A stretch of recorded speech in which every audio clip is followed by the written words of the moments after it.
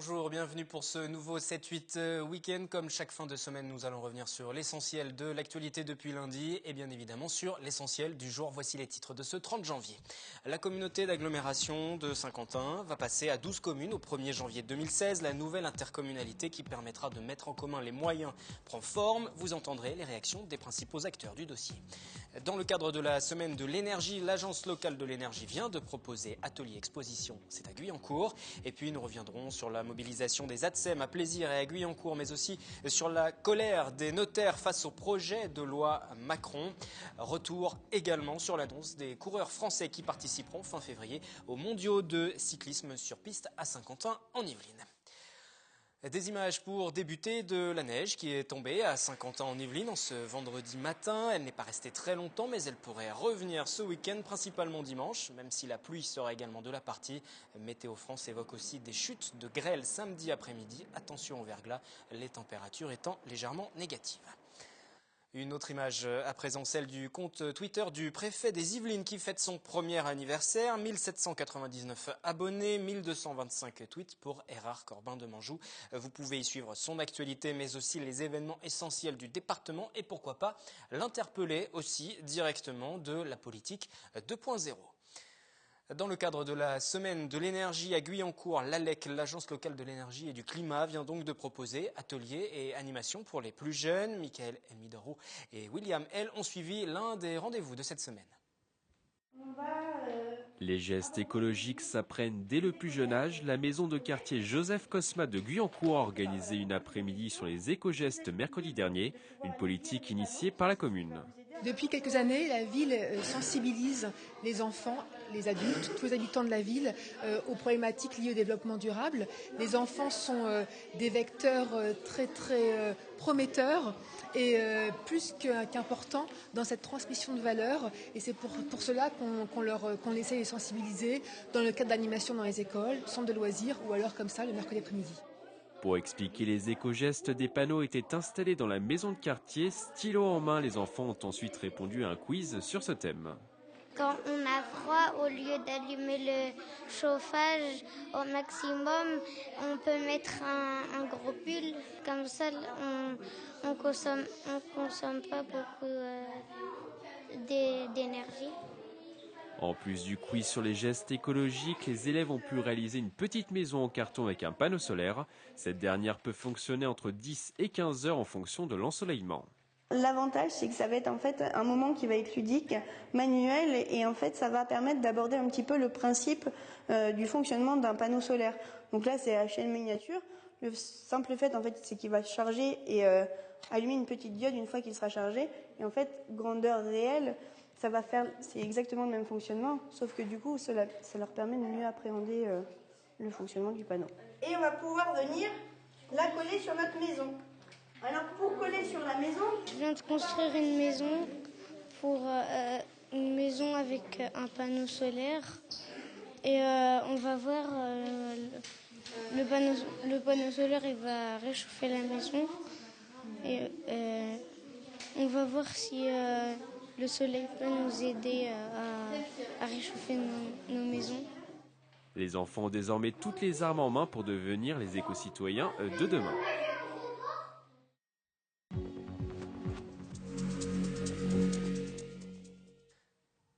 Comme chaque vendredi, nous passons à présent à l'essentiel de la semaine écoulée, ce qu'il faut retenir de l'actualité locale. Et l'on commence avec le groupe international de haute technologie Safran, qui a choisi de regrouper toutes ses équipes innovation et recherche sur un seul et même site, situé à Châteaufort et à Magny-les-Hameaux également. Le choix n'est pas anodin, il permettra de renforcer la symbiose avec le plateau de Saclay, premier pôle technologique en France, au cœur de l'opération d'intérêt national Paris-Saclay.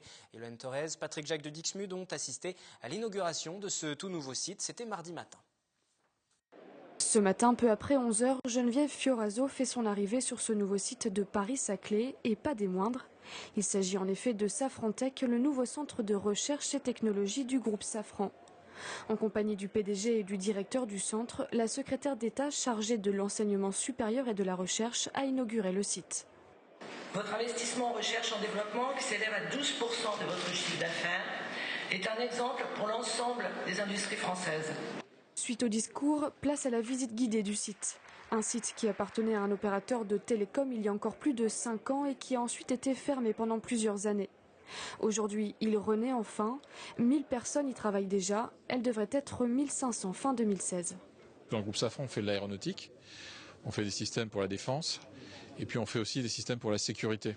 Donc dans ce centre, on va travailler sur l'ensemble des technologies qui servent à tous ces métiers. L'implantation du nouveau site sur le territoire de Paris-Saclay n'est pas due au hasard, mais bel et bien choisie pour des critères stratégiques et bien précis. On a besoin d'avoir à proximité ce qu'on appelle un cluster d'universités, de centres de recherche, de collègues de l'industrie qui ont aussi leur centre de recherche. Donc il y a vraiment, on va être dans le pôle scientifique et de recherche industrielle le plus important en France et un pôle de rayonnement mondial. Donc c'est ça qu'on cherchait ici. En fait, on est persuadé que l'innovation nécessite qu'on s'ouvre sur l'extérieur. Une ouverture sur l'extérieur félicitée par la secrétaire d'État qui en profite aussi pour rappeler l'importance de l'innovation en matière d'emploi et de compétitivité. Safran a embauché au cours de ces 4 dernières années 11 000 salariés, dont 5 000 en France. Ça montre que l'innovation, c'est bien le levier essentiel pour faire croître les entreprises, les rendre plus compétitives en France, mais immédiatement à l'export, et créer des emplois.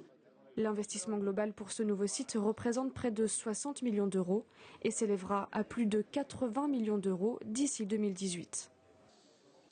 La commission régionale de coopération intercommunale, la CRCI, vient d'adopter la proposition des élus locaux de fonder un Grand Saint-Quentin à 12 communes dès le 1er janvier 2016. Souhaitée par le préfet de région, la super intercommunalité à 800 000 habitants, 57 communes, à cheval sur 2 départements, les Yvelines et l'Essonne, a donc finalement été abandonnée.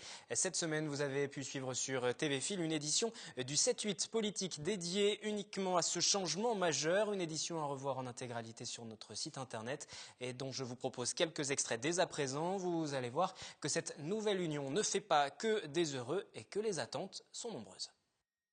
Non, ce n'est pas une aubaine et c'est un scandale. Vous connaissez mon franc-parler, je n'ai pas la langue de bois et donc je considère que nous ramener dans la ville nouvelle de Saint-Quentin-en-Yvelines que nous avons quittée en 1984, moyennant le paiement à la ville nouvelle en euros d'aujourd'hui, non en francs de l'époque, de plus de 150 millions de francs, plus le fait de céder à la ville de la Verrière 25 hectares de nos bonnes terres de Coignières, eh bien je trouve qu'il est scandaleux aujourd'hui de nous ramener, je dirais, en ville nouvelle. Déjà, d'une part, c'est pas moi qui fais la loi. Et c'est pas moi qui suis ministre. Moi, je n'ai rien réclamé à la ville de Coignières, puisqu'à l'époque, je n'étais pas aux affaires. Donc, les choses se sont passées dans les années 80. Nous sommes aujourd'hui en 2015 et nous devons appliquer la loi. C'est pas moi non plus qui ai voté la loi sur l'intercommunalité. En tout cas, ce qu'on peut voir quand même, c'est que, contrairement à ce que dit Henri Payeux, moi, je trouve qu'aujourd'hui, on est quand même une organisation qui me paraît beaucoup plus adaptée que les 800 000 habitants auxquels... Ça, c'était le schéma du préfet de région. C'était le schéma du préfet de région. Et donc, Henri Payeux aussi, il faisait partie de ce schéma à 800 000 habitants. Oui. Donc aujourd'hui, entre 800 000, on est à 230 000. Je pense que c'est déjà bien et on est sur un vrai bassin de vie. Alors après, la position d'Henri, que je connais depuis longtemps et que j'apprécie aussi depuis longtemps, je le laisse responsable puisqu'il est maire, il est élu, donc s'il veut aller en Conseil d'État, il ira en Conseil d'État. Moi, je suis là aussi pour appliquer la loi. Moi, je dis que la loi, c'est la loi. Nous devons nous réunir en intercommunalité. C'est vrai que le choix de Saint-Quentin, pour nous, Villepreux est une ville qui est à la croisée des territoires. Nous avons des liens avec Versailles-Grand-Parc, nous avons des liens avec Saint-Germain-en-Laye ou Saint-Nom-la-Bretèche. Nous avons des liens, évidemment, avec plaisir. Et les Clés-sous-Bois, nous aurions certainement aimé rester seuls. Nous ne le pouvons pas. Nous avons tout fait, et je crois que nous avons supporté la contestation, parce que le projet de 800 000 habitants était une absurdité, et nous avons montré que quand les élus se réunissent ensemble, on peut réellement contrer ce que l'État souhaite nous imposer, et c'est une victoire, je pense. Maintenant, l'avenir est devant nous, nous devons tous travailler, non pas à une absorption, parce que le risque est aussi là, c'est que nous voyons l'arrivée de la Casquie avec sa force. Nous sommes une intercommunalité qui n'a que quelques mois Et nous voulons justement qu'il y ait une fusion et que tout cela pour l'intérêt de l'ensemble des personnes qui habitent et l'ensemble des villes, bien évidemment. Je suis très contente de rejoindre cette intercommunalité. Le conseil municipal avait délibéré en juin 2011 dans ce sens. On est en 2015, donc c'est le début d'une nouvelle aventure. Et comme Stéphane Mirambeau et comme mes collègues, on attend maintenant avec impatience parce que le calendrier est quand même très contraint. Et d'après les informations dont je dispose, il semblerait qu'il ne soit pas d'actualité, au moins pour les compétences obligatoires, de différer ce calendrier et donc de se mettre autour de la table pour voir ensemble comment on va pouvoir porter des projets communs et comment on va pouvoir travailler ensemble. Et comme vous l'avez dit, parce que les citoyens ont été très peu associés à cette affaire, d'autant plus que nous, c'était une intercommunalité provisoire, donc c'est très difficile à expliquer aux gens qu'on monte quelque chose pour un an, mais que dans un an, on recommence à faire autre chose, etc. Il va falloir aussi que le citoyen soit associé à toutes ces démarches. Aujourd'hui, ce qui est important, je crois, c'est, comme disaient mes collègues, c'est l'identité aussi des collectivités. Aujourd'hui, on a en face de nous des citoyens qui s'interrogent, qui commencent à se poser des questions réelles, puisqu'on communique malgré tout, même si c'est à minima. Et il est important de leur donner des réponses aussi sur toutes les interrogations qui peuvent se poser, tant au niveau de la fiscalité que des compétences. Parce que ce n'est pas uniquement les habitants, c'est aussi les agents des villes qui se demandent à quelle sauce ils vont être mangés. Est-ce qu'effectivement, ils vont être intégrés dans une grande intercommunalité qu'on va être obligé de virer pas mal de monde pour être un peu trivial. Donc tout ça, il faut que nous, on en soit compétents. Et j'aime beaucoup Michel quand il dit qu'effectivement, il est maire. Donc c'est très bien tout cela. Et nous, on a aussi cette responsabilité-là aujourd'hui de savoir tout mettre à plat de façon à ce qu'on puisse protéger à la fois, même si on a une double casquette, mais protéger à la fois notre collectivité dans tous les sens du terme et rejoindre, je dirais, la CASQI et cette grande intercommunalité. Peut-être que le nom va changer, parce que comme on va arriver, ce serait sympa de la dynamiser. Pour la ville de Maurepas, elle s'est construite avec la ville nouvelle. On en est sorti évidemment dans les années 80. Je n'en suis pas responsable, parce qu'à l'époque, j'étais presque né. Jeune, oui. Voilà, je suis né en 82, donc voilà, j'hérite aussi d'une situation. Mais je vois que finalement, le bassin de vie de Maurepas est avec la ville nouvelle, elle a toujours été. Nous avons essayé de construire quelque chose avec la communauté de communes des étangs. Voilà, on s'aperçoit que finalement on était dans une zone transitoire, puisque c'était en tout cas la volonté du préfet. Et je pense que ça a été finalement une erreur, parce qu'on se retrouve finalement dans le schéma qui devait être adopté il y a déjà quelques années. Politique toujours avec les élections départementales à présent. Le Parti socialiste entend faire une campagne longue afin de sensibiliser les électeurs à l'importance du scrutin. Un scrutin qui se déroulera donc en mars, qui ne passionne pas en général les électeurs. La responsable dans le département du Parti socialiste a annoncé en tout cas sa candidature pour le binôme qu'elle formera aux côtés de François Deligné sur le canton de Montigny-Guyancourt. Écoutez un extrait de son interview, c'était mardi soir sur notre antenne. Tout ça, c'est le même territoire, c'est le territoire de Saint-Quentin. Et les limites, vous demandez aux gens quelles sont les limites de leur canton, à mon avis, ils n'en ont aucune idée. C'est pas vraiment ce qui est important. On élit une assemblée départementale, c'est ça qu'il faut avoir en tête. Donc pour moi, c'est naturel d'aller là où on me demande d'aller aussi. C'était une demande de François Deligné, et en tant que responsable politique, sortant, sur ce canton, voilà, et comme responsable politique départementale, ça me paraissait logique de mouiller la chemise et puis de l'accompagner dans cette nouvelle bataille politique. Et symboliquement, il y a un enjeu, puisqu'on parle de la candidature. En tout cas, pour l'instant, c'est qu'une rumeur, mais la candidature qui devrait être annoncée de Michel Laugier, le président de la communauté d'agglomération de Saint-Quentin en Yvelines, et qui est également maire de Montigny-le-Bretonneux, qui pourrait se présenter. Il y a un enjeu particulier. On ne se présente pas contre des gens, on se présente pour défendre un programme. Donc, je ne sais pas qui sera candidat, si c'est lui ou quelqu'un d'autre, peu importe. Ce qu'il faut, c'est qu'on puisse être audible pour les électeurs et qu'ils puissent comprendre qu'on va porter leur message dans une assemblée départementale qui, malheureusement, est quand même très, très majoritairement à droite. Donc, c'est important. Si la victoire aurait un goût particulier. Oui. Forcément, face au président de l'agglomération de Saint-Quentin, suite aux élections, aux dernières élections municipales. Non, c'est pas sur ce mode-là que. Non, l'idée, c'est pour le coup par rapport, ce que vous disiez, par rapport à Pierre Bédier qui veut faire entre guillemets le grand chelem, ça n'a aucun sens pour moi. C'est à un moment donné, on est dans une république, on a besoin d'une opposition, d'une majorité. On ne peut pas avoir un programme politique dont l'objectif est l'éradication de l'opposition. Enfin, quand on est démocrate, ça n'a pas de sens. Donc, on espère vraiment, en tout cas sur le territoire de Saint-Quentin, garder le canton de Trappes avec Jeannie Marie qui est sortante et le canton de François Deligné sur lequel je me présente. Et toujours en politique, l'hebdo politique proposé par nos confrères de Radio Sensation chaque week-end. Ce dimanche, Nicolas Kirillovitz recevra dès 18h de jeunes militants pour évoquer les élections départementales. Et pour le responsable des jeunes UDI, le rapprochement de la gauche anticapitaliste sans le PS, qui n'a pas beaucoup d'avenir. Écoutez cet extrait. De quel œil voyez-vous le rapprochement entamé en France entre le Front de gauche, les Verts et puis éventuellement une partie de l'aile gauche du Parti socialiste? C'est du concret, ça, selon vous? C'est du sérieux ou c'est de l'opportunisme? C'est du concret sur une certaine frange du programme politique. C'est pas nouveau, ça fait quand même quelques années maintenant qu'on le dit, qu'on le dépeint, que la polarisation de la vie politique change, évolue. C'est plus simplement entre la gauche et la droite et l'extrême gauche. C'est effectivement sur ceux qui sont plutôt libéraux, européens, et puis peut-être les autres plus conservateurs sur les questions de société, mais aussi d'économie. Donc moins, voilà, et plus souvent plus souverainistes aussi. Les coupages il se fait là, et nécessairement sur les questions d'économie. Effectivement, il y a un reprochement qui se fait là assez naturellement entre le Front de gauche et sans parler forcément du FN, même Dupont-Aignan avec Debout la République ou Debout la France, je sais plus. Debout, enfin bon, voilà, tous debout. Donc là où il y a un reprochement qui se fait au niveau du programme, c'est aussi une question d'hommes. Très sincèrement, on va voir, je suis pas sûr que ça aboutisse au même résultat en France. Autre invité de cette émission à découvrir dimanche sur Radio Sensation, le secrétaire départemental du parti de gauche 78, responsable jeune. Et lui, il n'a pas manqué de souligner la victoire de l'extrême gauche en Grèce. Écoutez ce second extrait. C'est une très bonne nouvelle que nos amis de Syriza, qui font partie avec nous du Parti de la gauche européenne, aient remporté cette victoire. Ils ont quasiment la majorité absolue.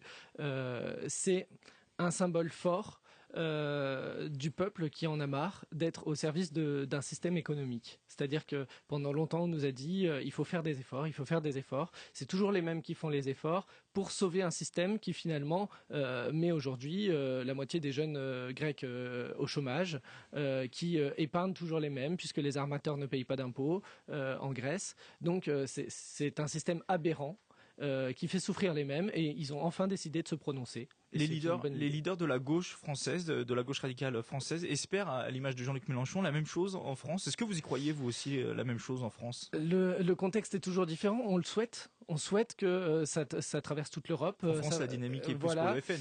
Alors, en France, on n'a pas connu la dictature des généraux qu'a connue la Grèce, donc on n'a pas le même rapport à l'extrême droite, même si l'extrême droite est forte en Grèce.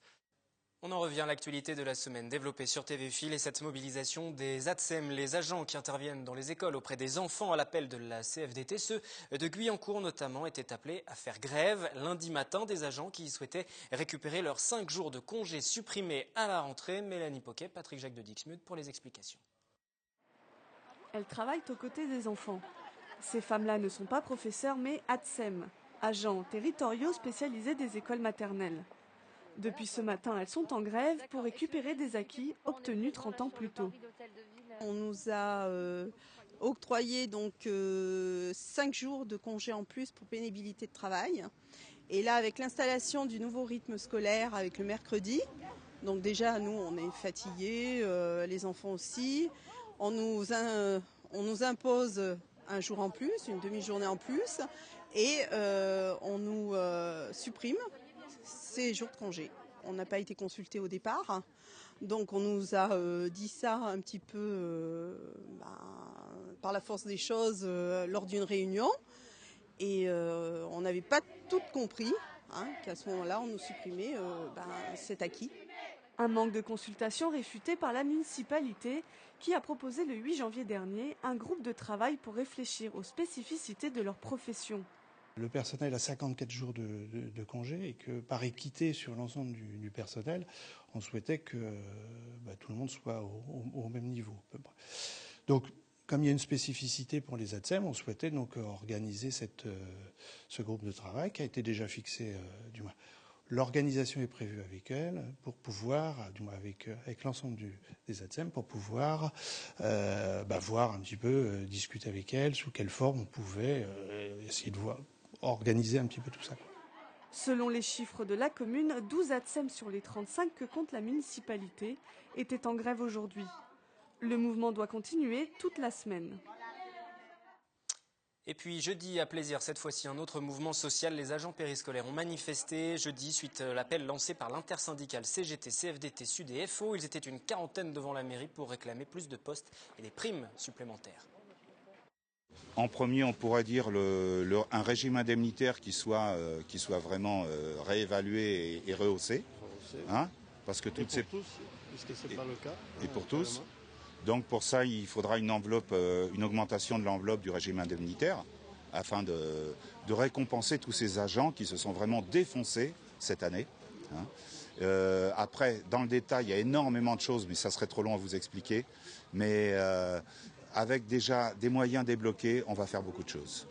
On a octroyé pour les ATSEM la gratuité des repas de midi pour tous les jours et pour les animateurs pour les mercredis, les vacances scolaires. Il y a eu également une prime de tutorat pour les animateurs encadrant les contrats aidés et des indemnités kilométriques pour les remplaçants ATSEM et animateurs quand ils se déplacent sur la collectivité. Donc on a fait une avancée financière d'accompagnement énorme qui va bien au-delà des 45 000 € et qui pose souci quand même. Vous le savez, aujourd'hui, les collectivités sont dans des difficultés grandes. Donc c'est ce que j'essaye d'expliquer désespérément aux représentants du personnel, les nouveaux depuis décembre. Et ce qu'on m'a dit, c'est que avant, il n'y avait absolument pas d'action syndicale.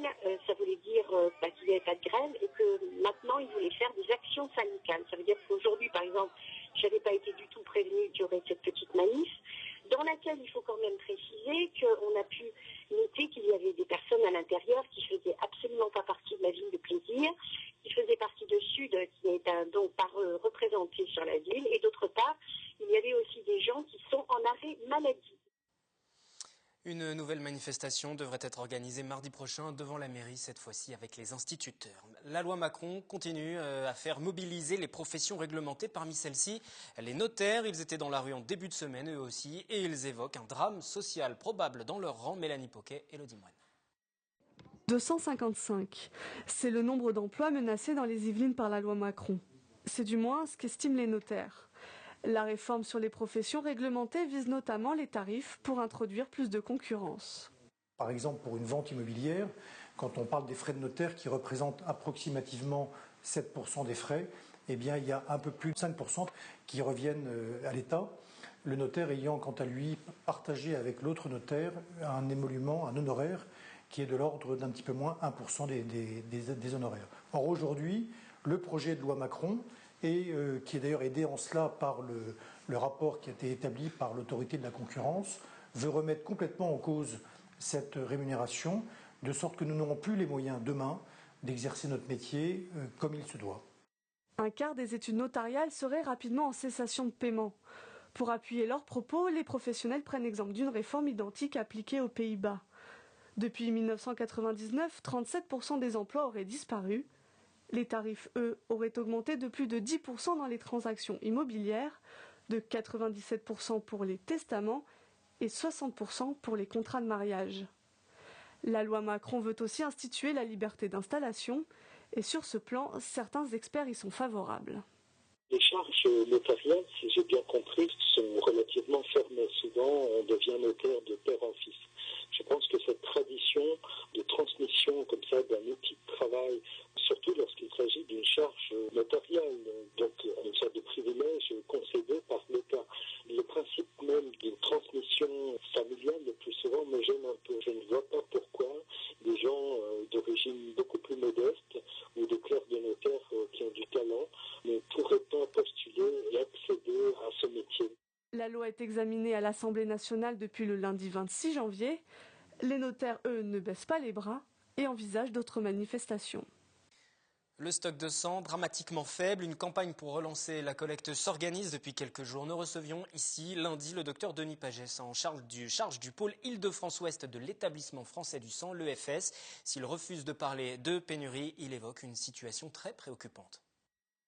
Pour être confortable, nous avons besoin de 12 à 14 jours de stock en globules rouges. Nous en sommes actuellement à 9 jours. C'est-à-dire que nous n'avons aucune marge de sécurité. Alors j'insiste, nous ne sommes pas en pénurie. nous sommes en délicatesse de stock. Et ce stock, il faut absolument le renouveler. Pourquoi ? Parce que depuis octobre, on sait qu'on commence à être faible là-dessus, et la période d'hiver, avec la grippe, les gastro, les infections diverses, fait que moins de monde peuvent donner. Il y a des contre-indications, à la fois pour protéger la santé du donneur et aussi celle du receveur. Il risque de se produire, si cet appel est entendu, parfois des files d'attente un petit peu longues. Et je demande aux candidats au don, aux donneurs, de bien lire les contre-indications qu'on affiche à l'entrée de la collecte pour s'épargner une attente inutile et pour essayer de fluidifier. Mais par contre, qu'ils acceptent aussi un petit peu d'attendre. Et puis l'autre contrainte aussi, c'est que nous, les poches de sang, une fois qu'on les a prélevées, il faut qu'on les emmène sur le plateau technique. Et donc on ne peut pas faire 10 heures de collecte de suite. Voilà. Donc en tout cas, soyez patients, soyez compréhensifs. Il y a un vrai appel qui est mené. Le besoin est réel. Mais ensuite, bien sûr, il faudra, on l'espère, on vous le souhaite, faire avec le succès. Voilà, je l'espère. Et pour terminer ce journal du 30 janvier, je vous propose de revenir sur la sélection des coureurs français pour les mondiaux de cyclisme sur piste qui se dérouleront sur le territoire de Saint-Quentin en Yvelines dans quelques semaines. Les spectateurs du Vélodrome vont voir en action Thomas Bouda, champion du monde 2014 de l'Omnium, Brian Cocard, Elise Delzen pour l'endurance. Dans les catégories de vitesse, on retrouve Grégory Boger, Michael Dalmeda et Ligny Montin, François Pervis, même si ce dernier, triple champion du monde l'année dernière, n'arrive pas dans les meilleures conditions. Nous y reviendrons bien évidemment d'ici le début de la compétition. C'est la fin de ce journal. Dans un instant, le 7-8 week-end pour un point complet sur vos loisirs. Je vous retrouverai lundi 18h pour un nouveau journal, toujours en direct. Excellent week-end.